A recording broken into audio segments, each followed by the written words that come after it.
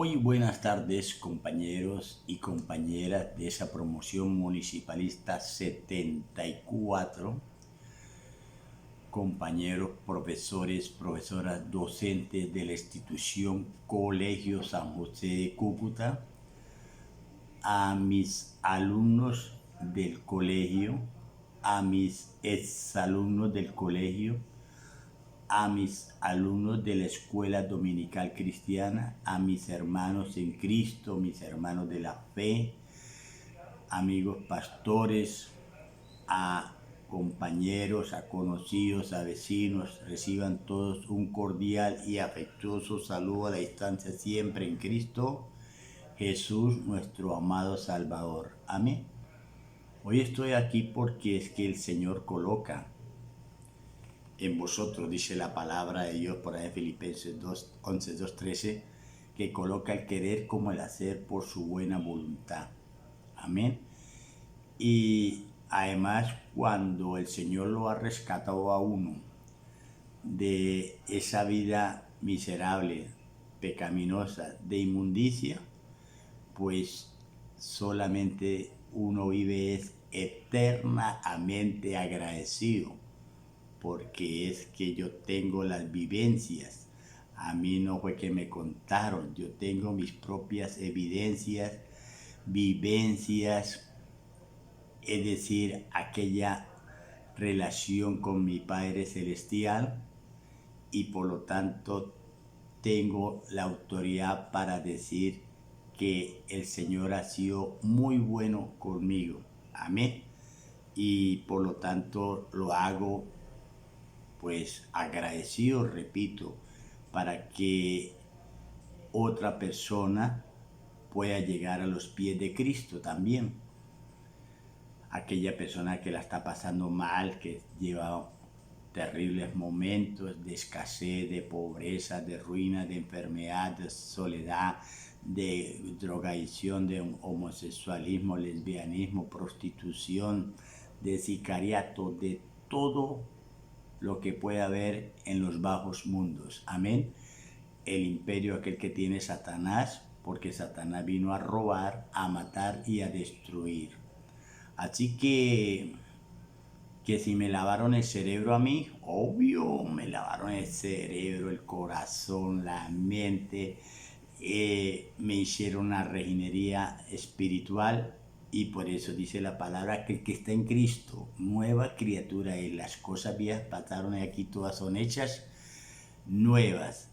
Así que una cosa es tener una religión cristiana y otra cosa es tener una relación en Cristo, vivencia. Una cosa es oír la palabra de Dios, otra cosa es conocer la palabra de Dios y otra cosa es conocer al Dios de la palabra. Amén. Son testimonios que cada uno tiene de aquellos que estamos caminando con el Señor Jesucristo. Para hoy, pues, como siempre, el Señor coloca en mí ese deseo de hablar, de llevar, porque todo lo que hemos recibido de gracia debemos entregarlo de gracia para otra persona. Y la pregunta es que si alguna vez hemos tenido descuidos. Sí, yo sí he tenido descuidos que a veces resultan, gracias a Dios, ahí no pasó nada, dice uno, uy, Señor, aleluya, pero bueno, descuidos más o menos peligrosos, descuidos peligrositos, descuidos muy peligrosos, y hay otros descuidos totalmente fatales. Amén. Aquí la historia en esta palabra de Dios, esta palabra viva y eficaz, hay unas historias para que nosotros aprendamos, porque toda la escritura fue inspirada por Dios y nos deja un mensaje para que nosotros aprendamos. Amén. Saquemos las conclusiones, y allí nos habla, por ejemplo, hoy en el segundo libro de Samuel, capítulo 11, hay una historia apasionante del rey David con una mujer llamada Betsabé. Pero por supuesto que usted sabe quién soy yo. Obvio. Correcto, el profe Ramón. Aquí estamos hablando de esa palabra viva y eficaz. Quiero hablar del rey David, pero antes de ir a ese capítulo 11, voy a mencionar dos versículos anteriores. Segunda de Samuel, capítulo 10, versículos 10, 18, por allá, 17 y 18. Y es que allí me habla quién es y quién era el rey David. Era un hombre guerrero, luchador, batallador, que con los filisteos en esta remembranza allí contra los sirios, y los sirios dicen salieron huyendo, y por lo tanto el rey David ganó esa batalla contra los sirios. Ahora sí entro a la historia central, segunda de Samuel, capítulo 11, del 1 al 5. Allí está la historia del rey David y una hermosa mujer llamada Betsabé.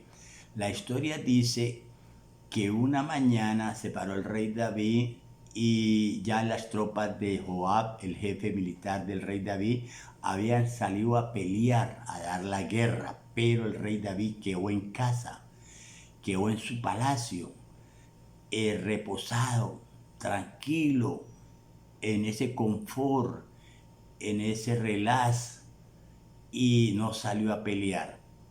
He ahí que entró la tentación, porque la vida cristiana no tiene vacaciones, es continua, es permanente la lucha, porque Efesios 6:12 dice que no tenemos lucha contra carne ni sangre, sino contra potestades y huestes de maldad, o sea, demonios, engendros de Satanás. Eso es lo que da a entender.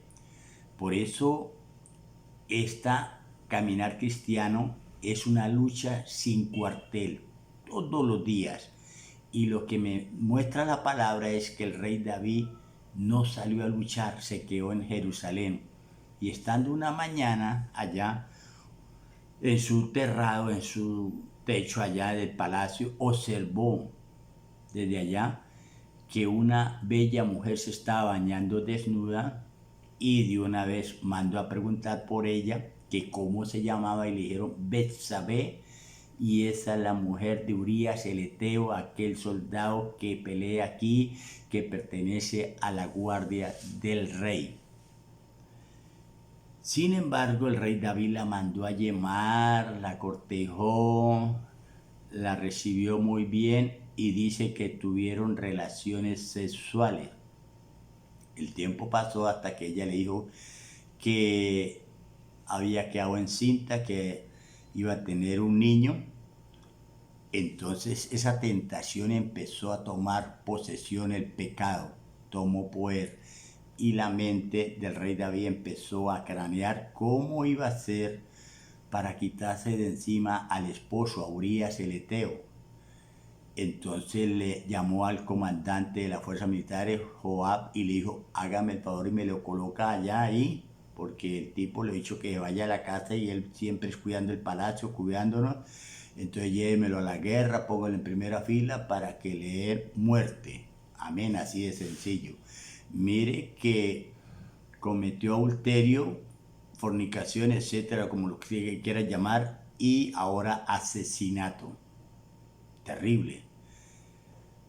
Entonces, en esa situación, mi Dios Todopoderoso, Jehová de los ejércitos, le envía a un profeta llamado Natán para que le cante la cartilla.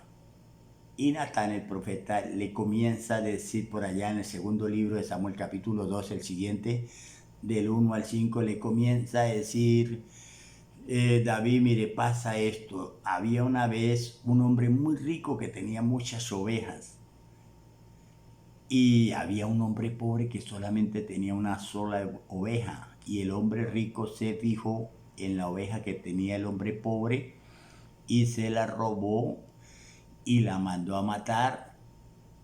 ¿Y usted qué le parece? Palabras más, palabras menos. Dijo, ¿quién es ese hombre? Entró de una vez en furor, se airó el rey David. ¿Cómo va a hacer esa bajeza de matarle la oveja? Entonces el profeta Natán le dice, ese eres tú,